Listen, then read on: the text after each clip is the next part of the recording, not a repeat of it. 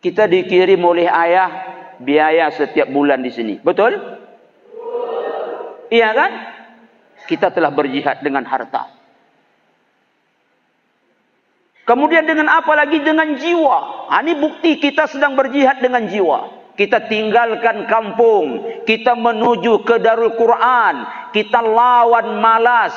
Kita lawan sakit. Kita lawan kebebasan. Semoga anak-anak ustaz ini seluruhnya menjadi anak yang soleh dan solehah. Amin ya Rabbal. Ustaz, ada tidak buktinya orang hijrah itu sukses?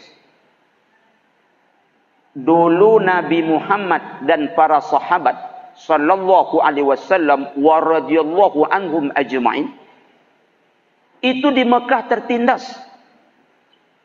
Mereka dilibas dan digilas. A'udzu billahi minasy syaithanir rajim.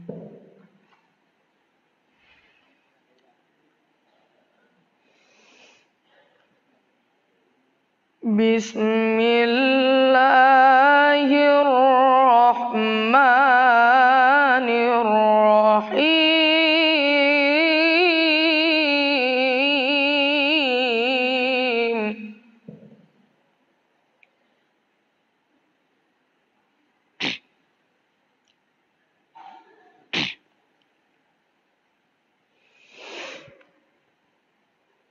Inna hadzal Qur'ana yahdi lillati hiya aqwam wa yubashshirul mu'minin.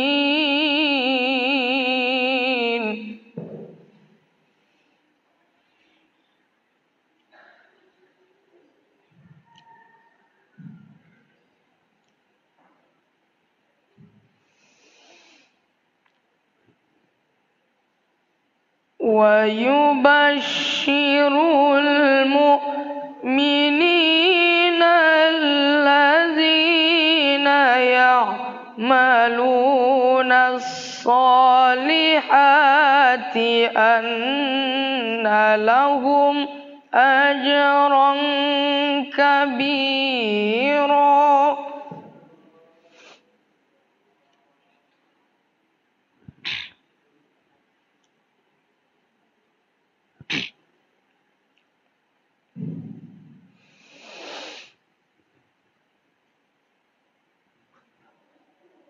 وأن الذين لا يؤمنون بالآخرة أعتدنا لهم عذابا أليما.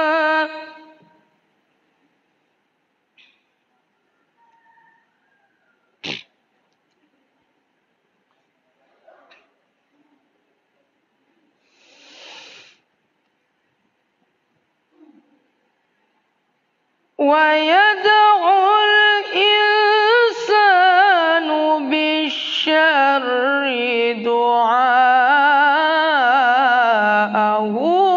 بالخير.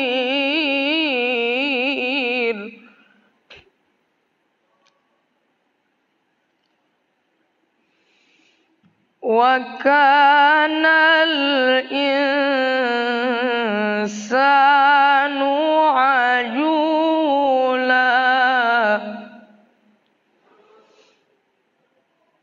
وكان الإنسان عجولا. صدق الله العظيم.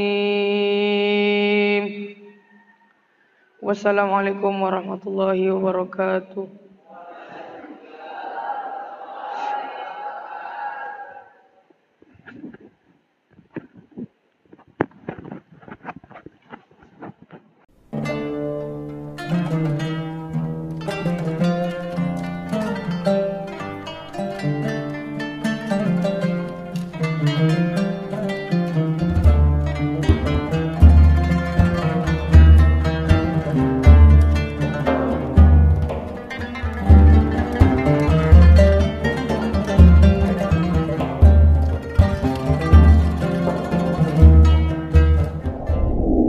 Bismillahirrahmanirrahim. Assalamualaikum warahmatullahi wabarakatuh.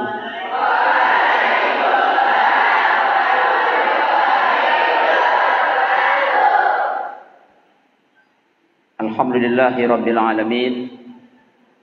Wassalatu wassalamu ala asyrafil anbiya'i wal mursalin wa ala alihi wa ashabihi ajma'in.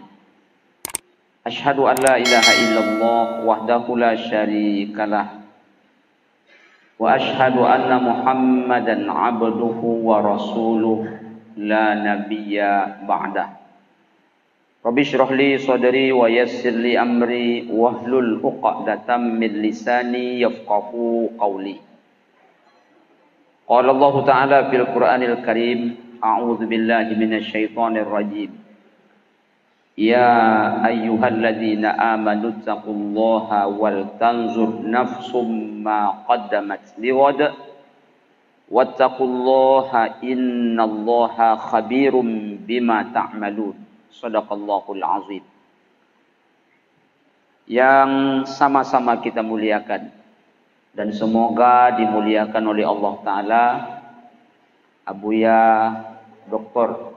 Kiai Haji Kariman Ibrahim MA selaku pimpinan Pondok Pesantren Darul Quran bersama seluruh keluarga yang kita muliakan dan semoga dimuliakan oleh Allah Ta'ala Kepala Madrasah Aliyah,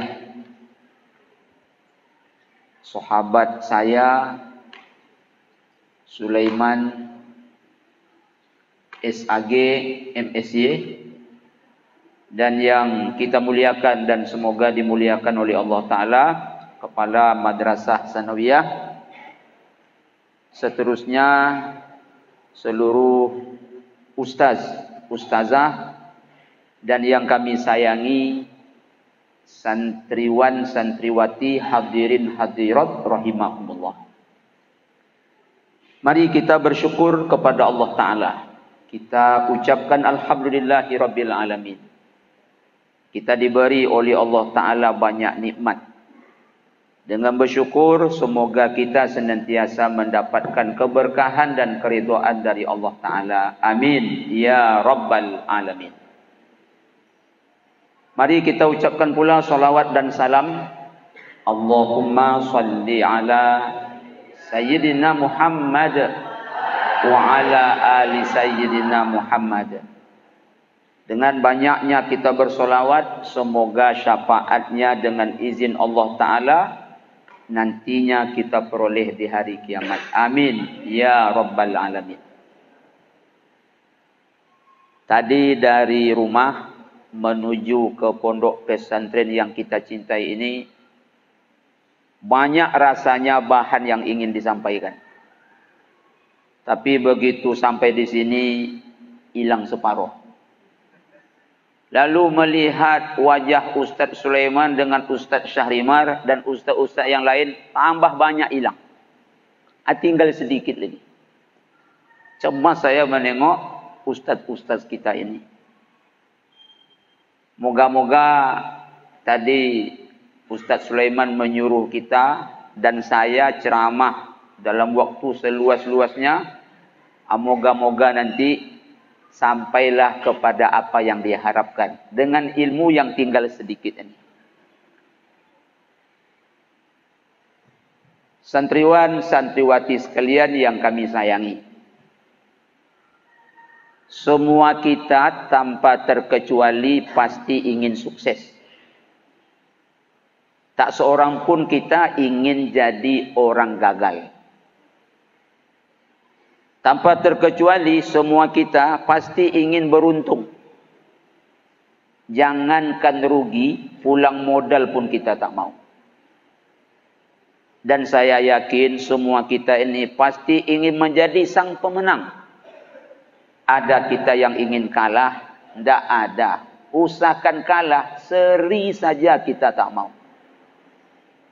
Maka setiap kita sekali lagi ingin sukses, ingin beruntung, dan ingin menjadi sang juara, ingin menjadi pemenang. Lalu bagaimana caranya? Caranya adalah kita mesti hijrah. Apa sebab? Karena dalam hijrah itu ada kesuksesan. Dalam hijrah itu ada keuntungan. Dalam hijrah itu ada kemenangan. Allah Ta'ala berfirman dalam Al-Quran surah At-Taubah ayat 20.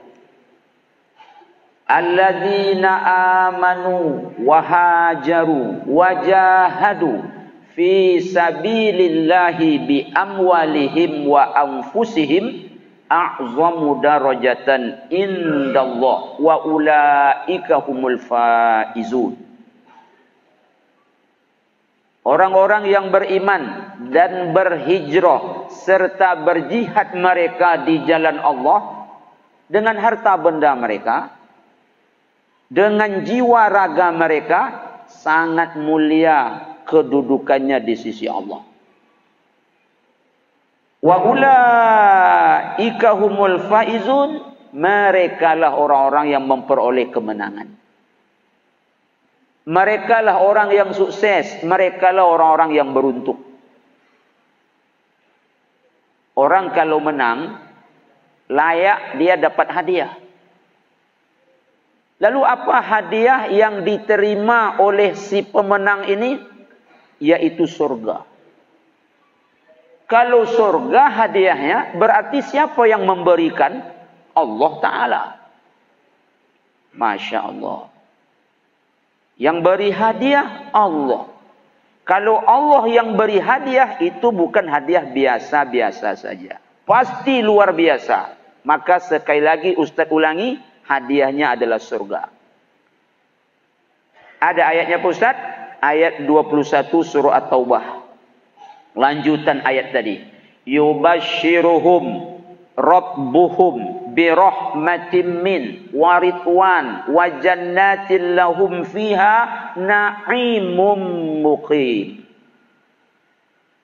Rabb mereka menggembirakan mereka dengan diberi rahmat darinya, kemudian diberi keridhaan, lalu mereka masuk surga. Buat mereka dalam surga itu ada kenikmatan yang kekal abadi, takkan pernah habis. Jangankan habis, berkurang saja tak pernah. Yang ada adalah bertambah-tambah dan terus bertambah-tambah. Ingin sukses? Ingin menjadi orang yang beruntung? Ingin menjadi sang pemenang? Maka berhijrahlah. Maka berhijrahlah. Roh daripada hijrah itu adalah jihad. Apa itu jihad? Berjuang dengan sekuat tenaga. Kalau hanya sekedar hijrah di mulut tanpa roh jihad, tak jadi. Tak sampai nanti kepada kesuksesan itu. Tak sampai nanti kepada keberuntungan itu. Tak sampai nanti menjadi orang pemenang. Itu tak akan sampai. Supaya sampai, roh dari hijrah itu adalah jihad. Dengan apa? Dengan harta benda. Kita dikirim oleh ayah biaya setiap bulan di sini. Betul? Iya kan? Kita telah berjihad dengan harta. Kemudian dengan apa lagi? Dengan jiwa. Ini bukti kita sedang berjihad dengan jiwa. Kita tinggalkan kampung, kita menuju ke Darul Quran, kita lawan malas, kita lawan sakit, kita lawan kebebasan. Semoga anak-anak Ustaz ini seluruhnya menjadi anak yang soleh dan solehah. Amin ya Rabbal. Ustaz, ada ndak buktinya orang hijrah itu sukses? Dulu Nabi Muhammad dan para sahabat sallallahu alaihi wasallam wa radhiyallahu anhum ajma'in itu di Mekah tertindas. Mereka dilibas dan digilas sampai ke titik paling rendah, dihina, disiksa, bahkan banyak yang mati.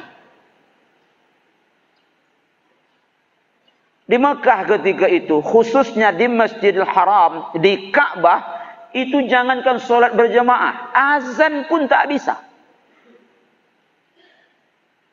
Kalau kedapatan solat berjamaah, dikejar oleh Abu Lahab, dikejar oleh Abu Jahal. Azan pun tak bisa, apalagi solat. Lalu apa yang terjadi? Allah Ta'ala menyuruh Rasulullah SAW dengan para sahabat untuk hijrah, meninggalkan Makkah menuju Madinah. Tidak butuh waktu yang lama. Saya mengatakan tak lama. Hanya 8 tahun. Mengapa setelah 8 tahun? Rasulullah SAW dengan 10.000 pasukannya kembali ke Mekah untuk merebut tanah tumpah darah, membersihkan dari segala bentuk kesyirikan, habis terkikis syirik, bersih Mekah Al-Mukarramah, berganti menjadi tauhid. Betul kan? Betul. Patung-patung di sekeliling Ka'bah, berapa jumlahnya? 360 ekor patung. Hancur semua. Dalam Ka'bah ada apa? Patung Ibrahim bersama putranya Ismail, saling tukar menukar anak panah, hancur. Dan mereka berbondong-bondong masuk ke dalam agama Islam. Dulu kalah, tertindas, digilas sampai ke titik paling lemah, dihalau dari kampung halaman karena mereka berhijrah, berjihad. Allah muliakan mereka. Mereka kembali meraih tanah tumpah darah mereka, sehingga sampai hari ini tak boleh ada kemusyrikan di sana. Mereka jangankan tinggal, menginjak setapak kaki pun di Mekah tak boleh. Haram buat mereka itu tinggal di sana. Itu tanah suci. Bukti sahih kalau hijrah itu adalah cara untuk memperoleh kemenangan. Kalau begitu, konsep hijrah untuk santriwan, santriwati dan untuk kita semua bagaimana? Ada seorang ulama namanya Abu Nu'aim Al-Asfahani, menulis kitab berjudul Hilyatul Aulia, mengutip perkataan seorang ulama, Syekh Sahal Al-Tustari. Apa itu hijrah dalam kehidupan kita, santriwan, santriwati dan kita semua? Al-hijratu fardun ila yaumil qiyamah. Hijrah itu adalah kewajiban yang terus berlangsung sampai hari kiamat. Minal jahli ilal ilmi. Dari kebodohan kepada berilmu. Wa minal maksiyati ila ta'ah. Dari maksiat menuju taat. Wa minal israri ila taubah. Dari dosa menuju kepada taubat. Ini kata siapa? Syekh Sahal Al-Tustari, seperti yang dikutip oleh Abu Nu'aim Al-Asfahani. Walaupun ini perkataan seorang ulama, tapi seiring sejalan dengan perkataan baginda Rasulullah SAW. Apa kata Rasulullah? Al-muhajiru man hajara manahallahu an. Orang yang hijrah itu adalah meninggalkan yang dilarang-larang oleh Allah. Bodoh, Allah tak suka, tinggalkan. 7 pintar, maksiat, Allah tak suka, tinggalkan. 7 ketaatan, kemudian dosa, dilarang oleh Allah, tinggalkan. Kemana kita? Menuju kepada taubat. Yang pertama, meninggalkan kebodohan. Tadi saya malu jadi. Dikatakan oleh Ustaz Sulaiman, dulu di pondok pintar. Dulu. Sekarang enggak lagi. Kalau Ustaz Sulaiman itu dulu memang tak sepintar saya. Tapi sekarang dia lebih pintar daripada saya. Apa buktinya? Saya SAG, S1. Dia MSy, S2. Dan sekarang dia sedang belajar untuk meraih doktor. Semoga tercapai. Amin.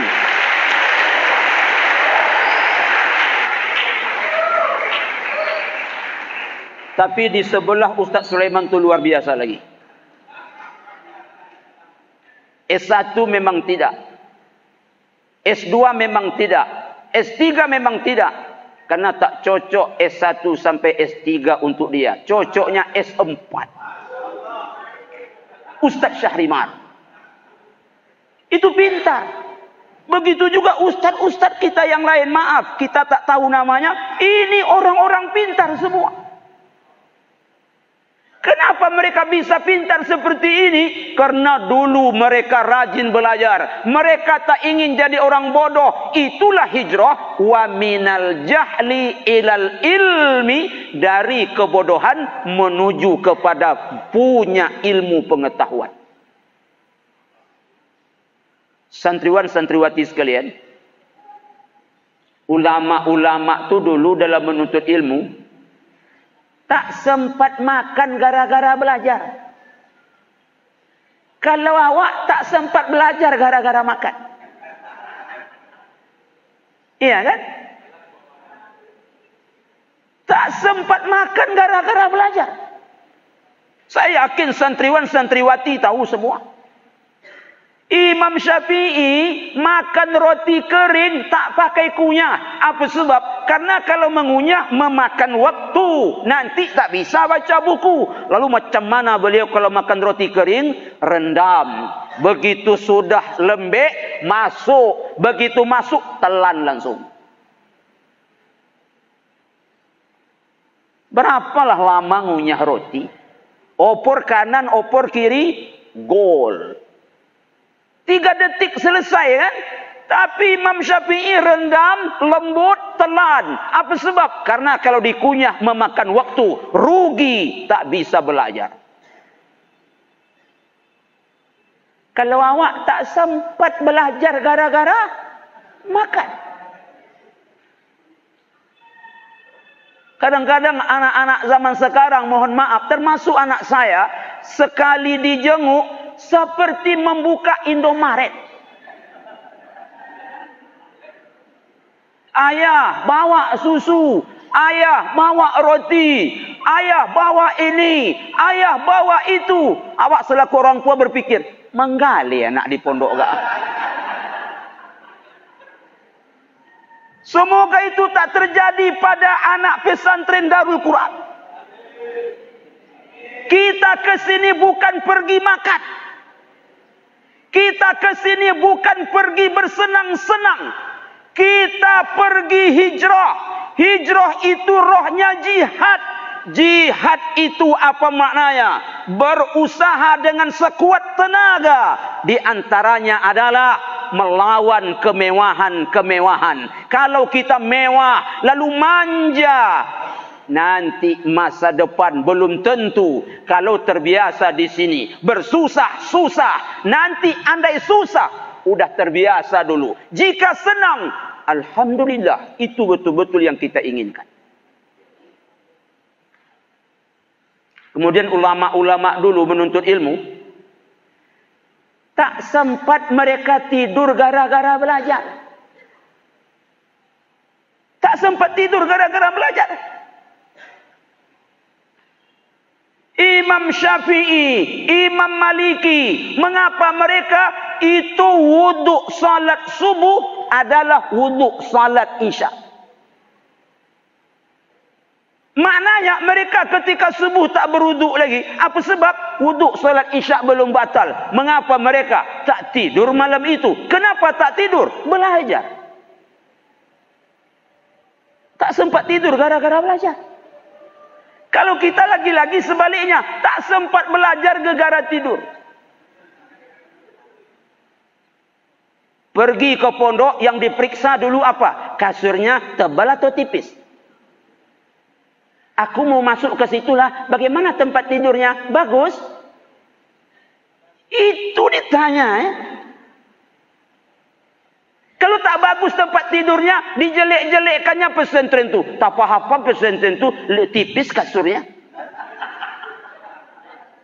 Cari pesantren yang tipis kasurnya. Kita bukan pergi berpariwisata ke sini, pergi berjihad. Saya tak salut, saya demi Allah di masjid saya ngomong, tak salut saya menengok anak-anak yang sekolah di pesantren, masuknya 30 juta, per bulan 5 juta, lengkap dengan segala macamnya, tak salut saya. Yang salut saya adalah anak-anak masuk pesantren, makan apa adanya, alus kaki alas, tidurnya tipis, selimutnya tipis. Itu baru anak pesantren. Begitu. Jangan banyak protes. Macam mana nak dapat ilmu? Macam mana nak berkah? Begitu pulang, bukan ilmu yang diajarkan, disampaikan kepada ayahnya. Pesantren kami tak enak makan ya, kasurnya tipis ya. Akhirnya ayah kalian marah kepada ustaz-ustaz. Akhirnya apa terjadi? Tamat ilmu tak ada. Apa sebab? Anak tak menghormati ustaz-ustaznya. Orang tuanya dari kampung marah-marah kepada ustaznya. Tak ada berkah ilmu. Di pesantren bukan untuk bersenang-senang. Mana ada ulama dulu jadi orang sukses karena bersenang-senang? Satu pun tak ada. Kalau tak percaya, sama-sama Ustaz Syahrimar ini. Ada Ustaz? Susah semua. Mereka tak sempat tidur gara-gara. Kalau kita tak sempat belajar gara-gara.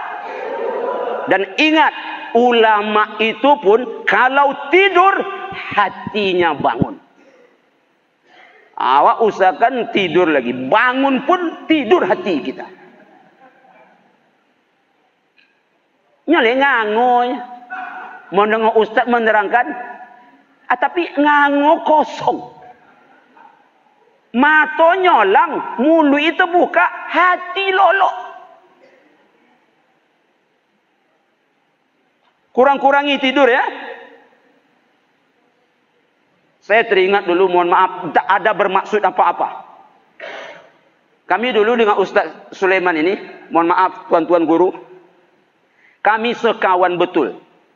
Dari kelas 1 di pesantren sampai kelas 7, akrab selama 7 tahun. Usahakan kelahi kami, selisih pendapat tak pernah. Betul-betul sama-sama Syafi'i kami. Ini di masjid saya ngomong ini. Ustaz Sulaiman ini, saya tidak bermaksud apa-apa, mohon maaf kalau ada yang tak suka. Beliau ini yatim piatu ini. Yatim piatu. Bagaimana cara beliau menuntut ilmu? Sekolah sebulan, libur 2 minggu. Sekolah sebulan, libur 2 minggu. Kok bisa Pak Ustaz? Kenapa dia libur 2 minggu? Libur 2 minggu tu cari duit. Nanti dapat duit untuk tahan 1 bulan. Habis lagi, balik kampung lagi cari duit 2 minggu. Begitu dari kelas 1 sampai tamat. Ustaz kok tahu? Saya pun ikut.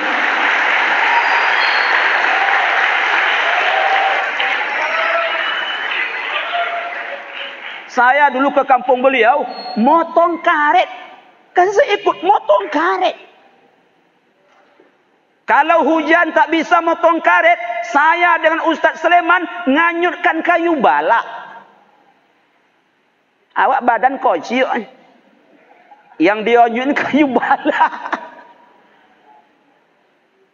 Kalau motong, menurih karet, bahasa Indonesianya, ini pacat, ini memanjat ke badan. Berdarah-darah kaki. Begitu beliau. Tapi saya tak tahan lama. Beliau 7 tahun seperti itu. Saya cuma beberapa kali saja sanggup. Mati jenik kau kata ambo. Awak lu bini lah.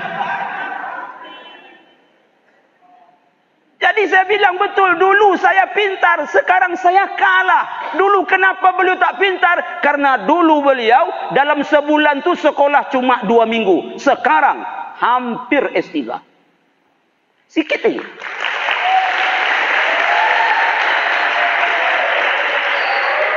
Itu namanya hijrah. Dalam hijrah itu ada ruh. Nama ruh hijrah itu adalah jihad. Kosong kalau hijrah tanpa jihad. Berjuang. Harus anak pesantren Darul Quran, begitu pulang ke kampung, apapun yang disuruh bisa. Suruh imam, bisa. Suruh khatib, bisa. Apapun disuruh, memimpin doa, bisa. Belajar baik-baik di sini, hijrah, tinggalkan kebodohan itu. Ucapkan selamat, tinggal wahai kebodohan. Aku ingin jadi orang pintar. Itulah hijrah di zaman kita. Minal jahli ilal ilmi, dari kebodohan kepada punya ilmu pengetahuan. Kira-kira mana tinggi? Nilai ilmu atau nilai kegantengan? Tetap lebih unggul nilai Ada cerita ni. Seorang lelaki bernama Jock Bernard Shaw. Kalau ada guru bahasa Inggris salah sebut, minta maaf lah. Kami dengan Ustaz Sulaiman ni bahasa Inggris beda-beda tipis nilainya. Kadang saya 6, kadang dia 5. Kadang dia 6, saya 5. Company kami baca compak ni. Apa yang tertulis, itu yang dibaca. Sometimes sometimes. Tulisannya someti, bacanya sometime. Apa tertulis itu terbaca. Gara-gara itulah rendah nilai rupanya. Jadi namanya Jock Bernard Shaw. Jock Bernard Shaw ini, maaf, orangnya tak ganteng. Jauh lebih ganteng saya. Jauh. Jauh lebih ganteng. Saya tak perlulah ceritakan kejelekan dia. Berdosa pula nanti. Pokoknya jauh lebih ganteng saya. Tapi pintar luar biasa. Kalau dia nengok buku, tak perlu dia hafal. Nengok aja hafal langsung. Baru nampak tulisan tu hafal langsung. Awak buka, hafal, pas tutup atau tutup langsung. Dibuka, payah hafalnya. Begitu hafal, tutup buku, tutup langsung. Tidak dengan dia. Dia pintar. Ada seorang wanita cantik. Masya Allah. Kulit putih. Pokoknya cantik lah. Jadi mengapa wanita tadi dia berkata kepada Jock Bernard Shaw, I love you Jock. Aku senang kepadamu. Lalu Jock Bernard Shaw tadi bertanya, engkau menyenangiku sesaat atau setiap saat?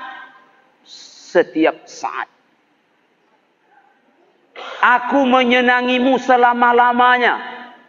Aku berkata seperti itu karena memang ingin hidup bersamamu selama-lamanya.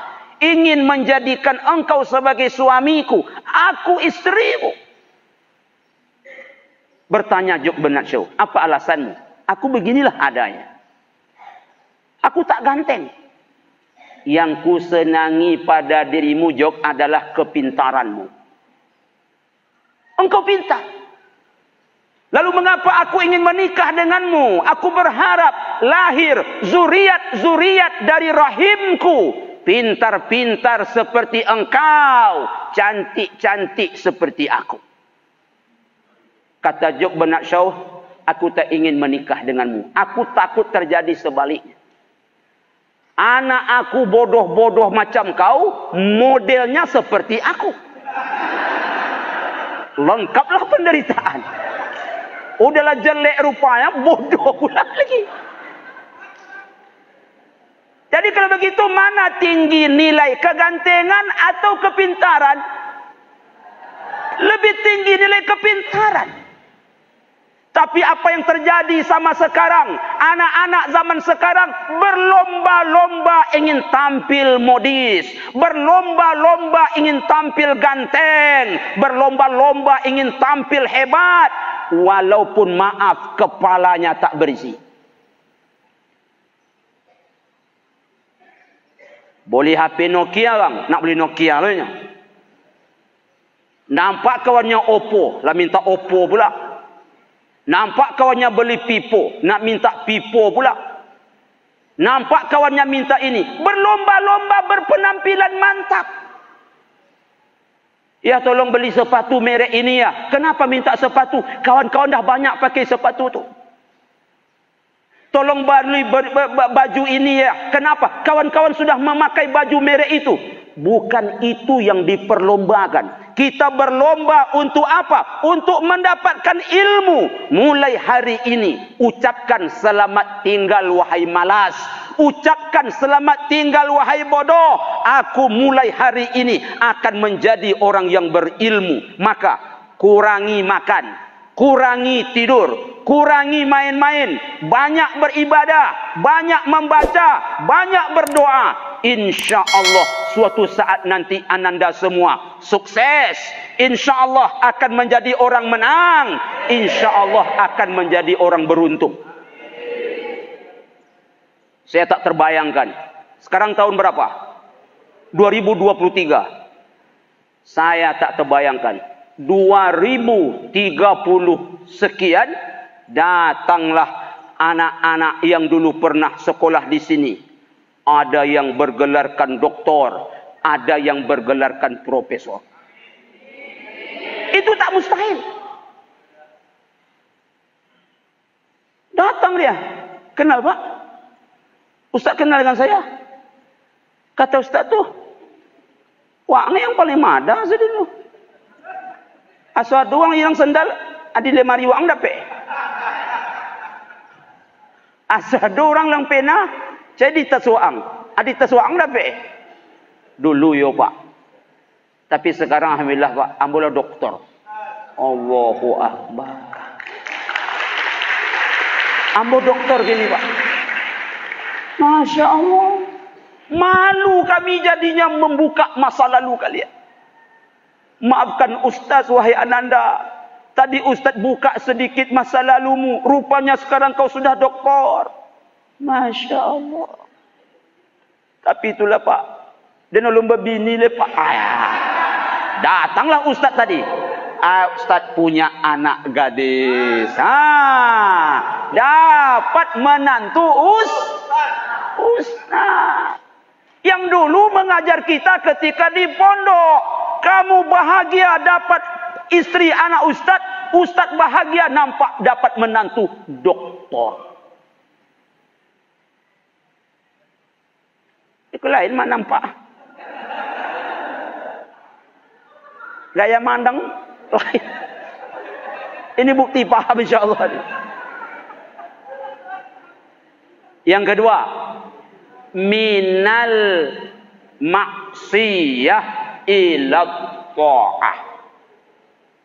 Hebat ulama kita. Yang pertama tadi dari kebodohan kepada Yang kedua dari maksiat kepada taat. Apa maknanya? Untuk taat itu memang berawal dari ilmu. Berawal dari ilmu. Maka kalau taat tanpa ilmu, takut kita. Bisa-bisa nanti ditolak oleh Allah Subhanahu wa ta'ala. Tapi kita tak perpanjang masalah itu. Kita nak bahas masalah ketaatan.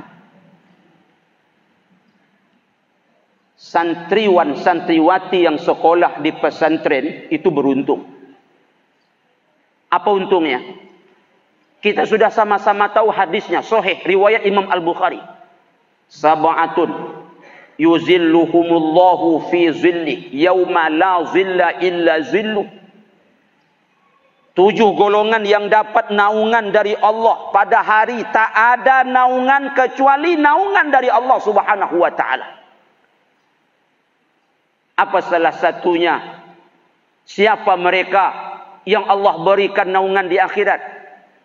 Anak muda yang tumbuh berkembang fi ibadati rabbi.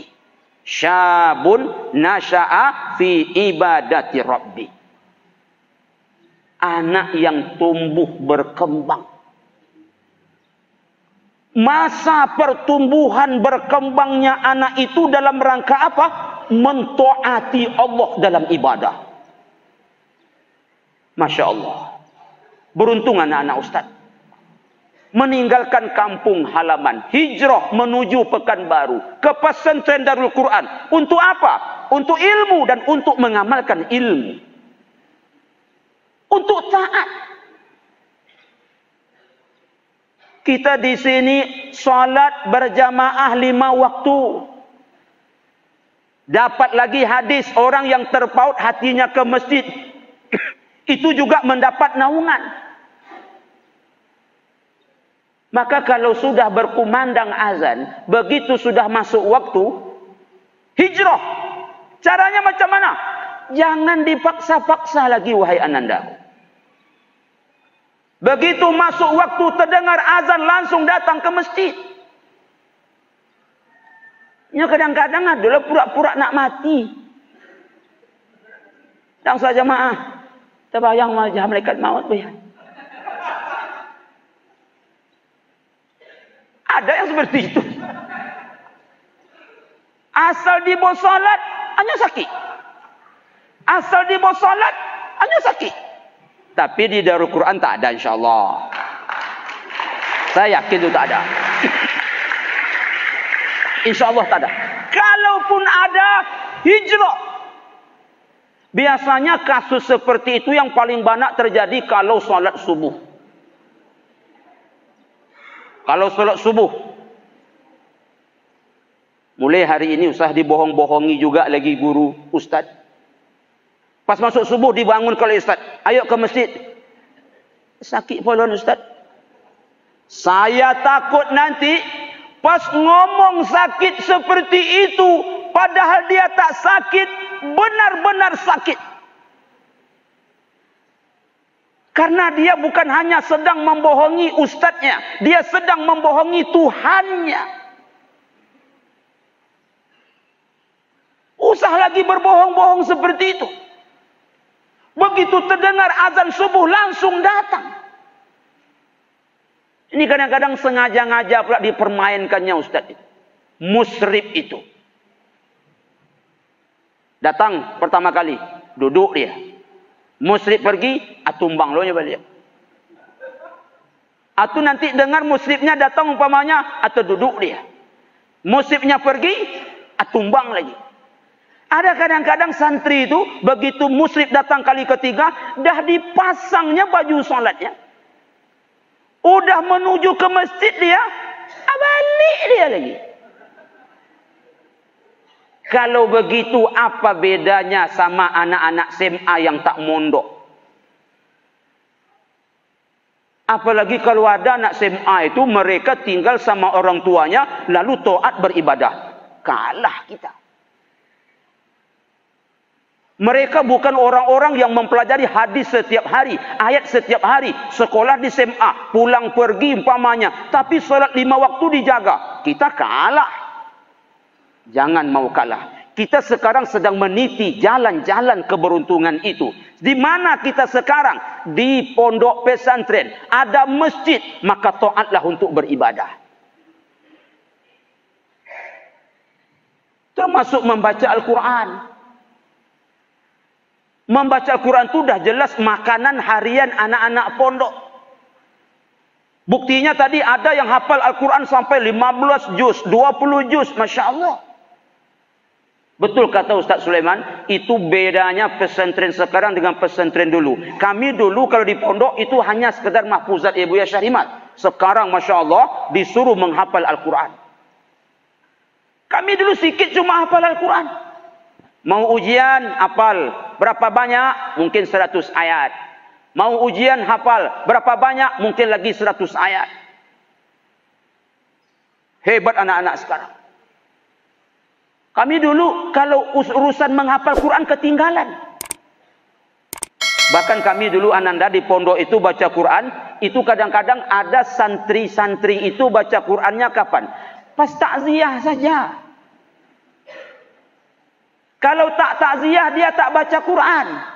Begitu ujian di tes mahfuzatnya banyak tak hafal. Terbuka rahasianya. Ternyata dia cuma baca Quran kapan? Pas takziah. Kami dulu di Darun Nahdoh, itu kalau ada warga sekitar meninggal dunia, itu kami anak pesantren diminta datang ke rumah, baca Quran 3 malam turut-turut. Malam pertama payah mencari. Ngaji yuk. Sakit pawi tu. Ayolah, tu ada orang meninggal minta baca Quran. Tugas banyak cu. Malam pertama. Kenapa? Karena malam pertama kue kering.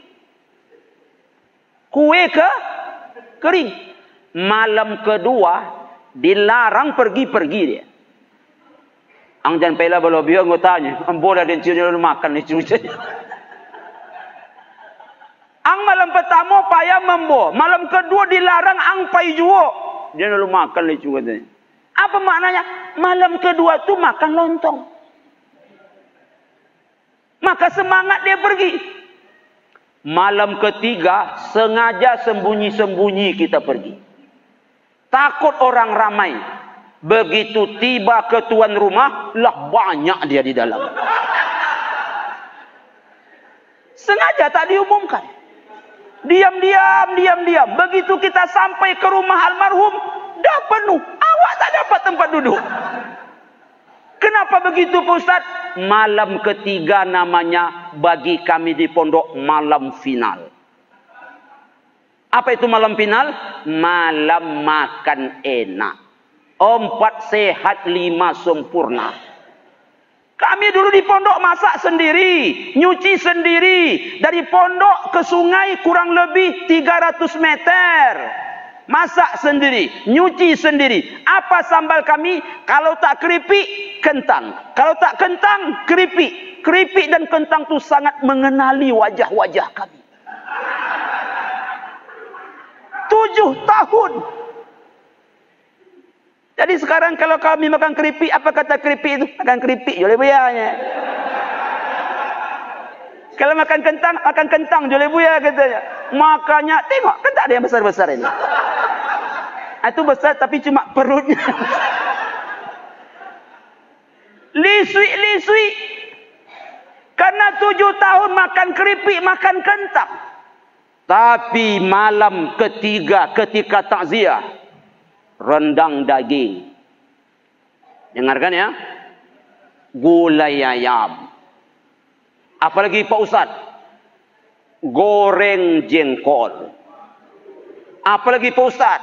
Sempedas patin. Apalagi Pak Ustaz? Dadio. Apalagi Pak Ustaz? Macam-macam. Itu yang dihidangkan oleh tuan rumah. Dijamin licin selicin-licin. Tak kena ada sisa lagi. 4 kali tambah 5 menit selesai. Macam mana cara dia makan? Waktu itulah kami baru baca Quran. Waktu itu kami baru baca Quran. Kami akui kelemahan kami. Betul disampaikan Ustaz Sulaiman. Sehingga kalau sudah lama warga tak meninggal-meninggal, tertanya-tanya kami. Wahai malaikat maut, kapan kau datang? Wahai malaikat maut, kapan kau datang? Kami berani kami. Kami minta kedatangannya. Tapi usah nyabut nyawa kami lah. Cabut nyawa warga. Begitu ada pengumuman orang meninggal dunia, entah salah baca, entah sengaja. Kawan bukan membaca innalillah. Apa yang dia baca? Alhamdulillah. Makan lomak lagi katanya. Itu model kenakalan kami di pondok dulu. Kami ini tak orang baik semua. Tapi nakal kami itu gitulah modelnya. Tapi yang itu susah tiru. Yang itu susah karena walaupun nakal itu terorganisir. Pergi takziah kan tak nakal itu. Makan banyak kan tak nakal itu. Keripik terus sama kentang. Sekarang tiba yang enak-enak, wajarlah. Wajarlah. Lalu kami mendoa, ya Allah, sering-seringlah orang mati di sini. Wajar. Karena kalau tidak macam itu tak bisa makan enak. Tapi itu juga termasuk kepada ketaatan. Maka untuk itu tinggalkan kemaksiatan menuju kepada ketaatan. Apa jenis-jenis dosa anak pesantren itu biasanya? Pura-pura tadi itulah yang banyak. Pura sakit perut, pura sakit kepala. Banyaklah pura-puranya. Buya, bisa minta izin Buya? Ang sakit apa? Langsung tak lu cakap. Ya. Tadi elok cakap. Begitu digerotak ni anak joleh bunyi.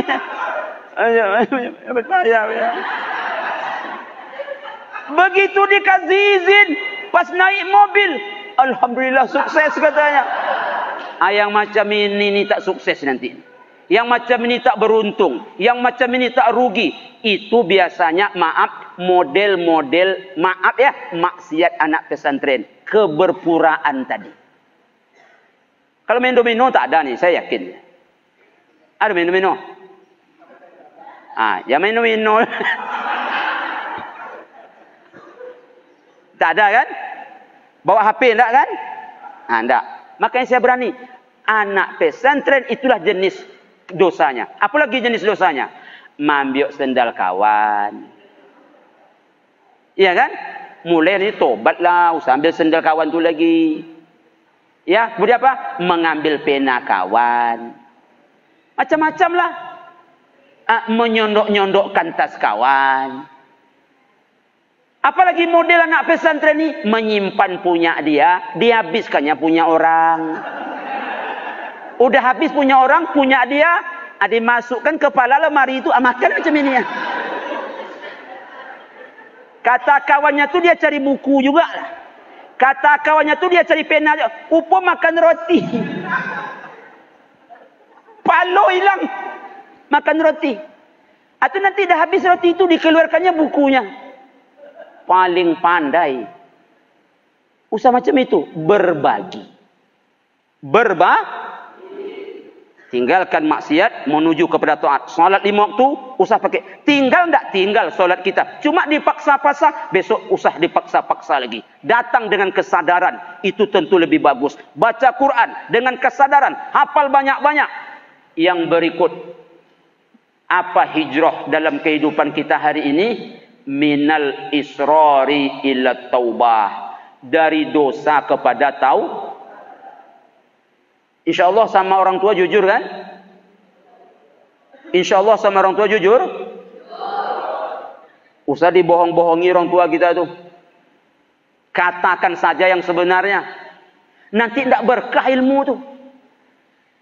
Tidak berkah ilmu tuh. Tapi biasanya sekarang anak pesantren tak bisa lagi membohongi orang tuanya dalam hal administrasi. Sebab biasanya pesantren udah langsung linknya ke orang tuh. Ke orang tua dah langsung. Berapa biaya ni per bulan, berapa biaya ni per bulan. Tapi kadang-kadang anak pesantren tu dapat aja jalannya. Kalau yang ini nih ya, nih tak masuk link nih ya. Ini tak ada surat resminya. Mungkin tak sempat Buya tu bikin surat resmi ya. Jadi ini di luar koridor nih ya. Orang tua tadi, apabila kalian meminta, usahakan minta duit. Andai ya, saya minta nyawa ayah bisa, itu pun akan diberikan. Orang tua kita tuh di kampung ya, apa pikirannya? Anak. Tak ada pikiran lain. Tak ada pikiran lain. Pergi pagi, pulang petang bekerja untuk anak. Kadang-kadang gara-gara memikirkan anak, mau tahu kalian, ayah kalian tuh lupa sama bininya.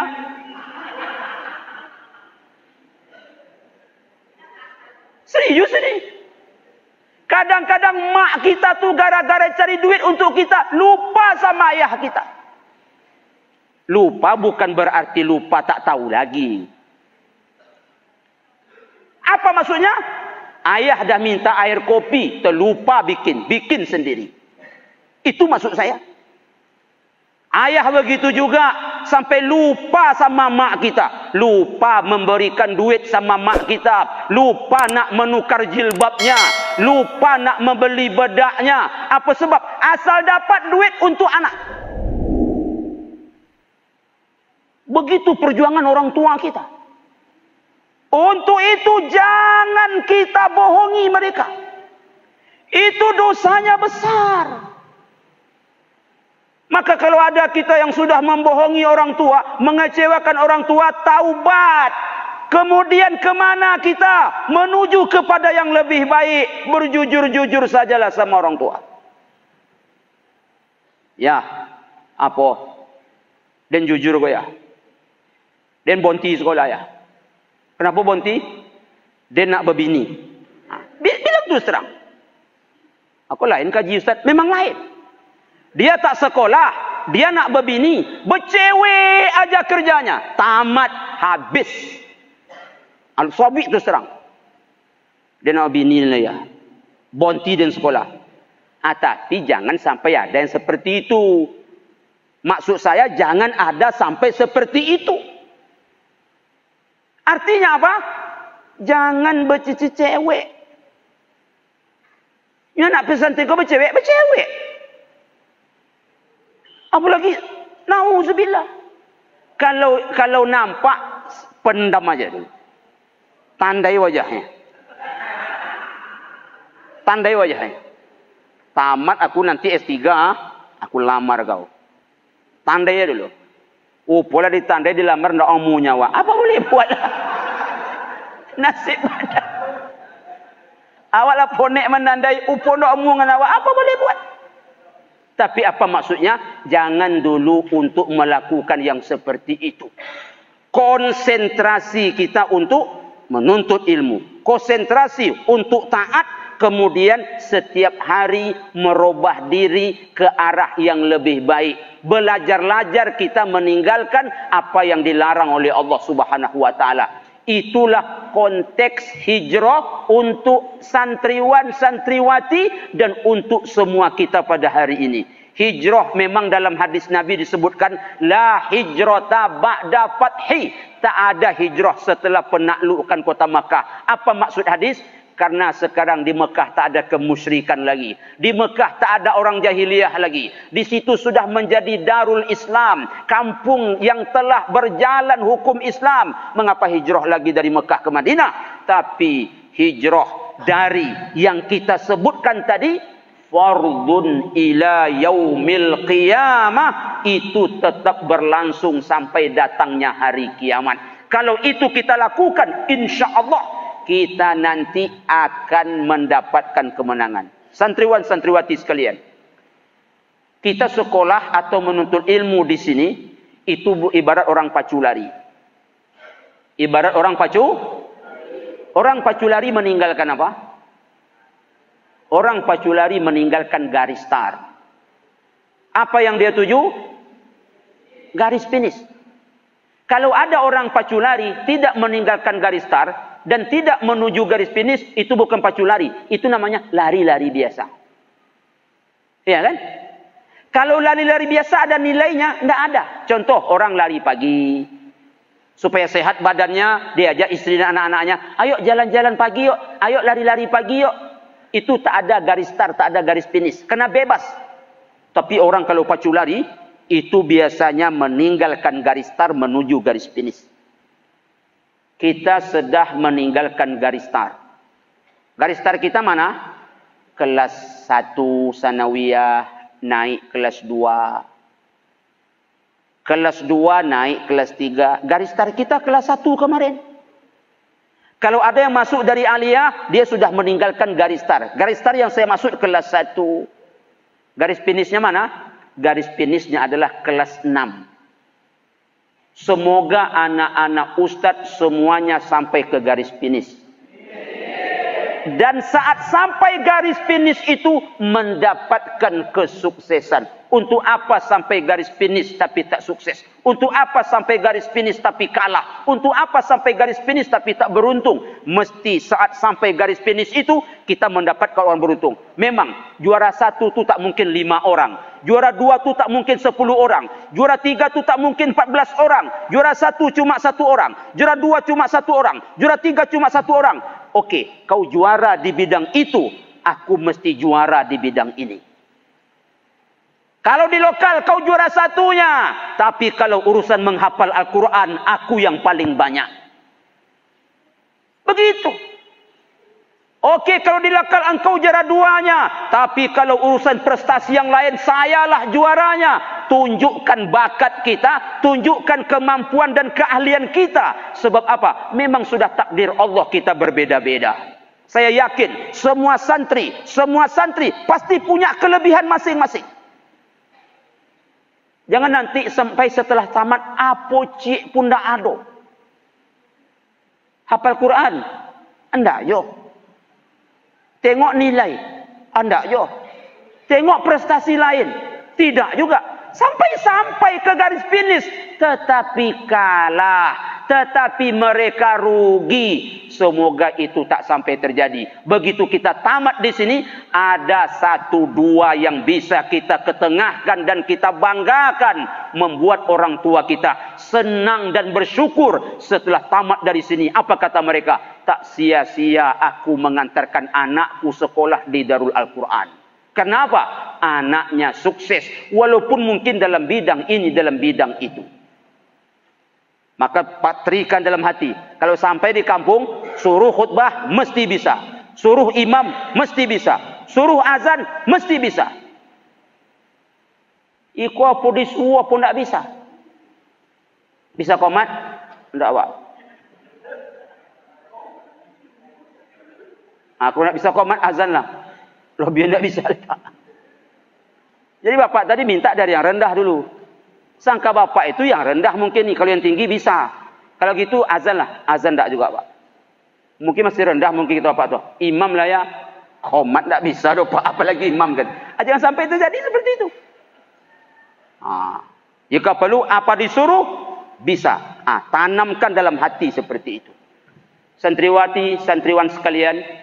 Ini mungkin sedikit motivasi untuk kita semua dalam membuat kehidupan kita hari-hari yang akan kita lalui ke depan semoga adalah hari-hari yang terbaik insya-Allah. Manakala kita bertekad hari ini untuk hijrah, tapi ingat nyawa daripada hijrah itu adalah jihad yang ada dalam hati sanubari kita. Tentu juga niat yang tulus kita. Maka apabila niat kuat diiringi tekad dan kuat dan sedikit nekat, hijrahlah dengan jihad, maka insya-Allah akan tercapailah apa yang santriwan-santriwati cita-citakan insya-Allah. Amin ya rabbal alamin. Terima kasih atas segala perhatian. Mohon maaf banyak kekurangan. Semoga yang sedikitnya ada manfaat buat saya dan kita semua. Kita tutup dengan doa kafaratul majelis. Subhanakallahumma rabbana wa bihamdika asyhadu an la ilaha illa anta astaghfiruka wa atubu ilaih. Billahi taufiq wal hidayah. Wassalamu alaikum warahmatullahi wabarakatuh.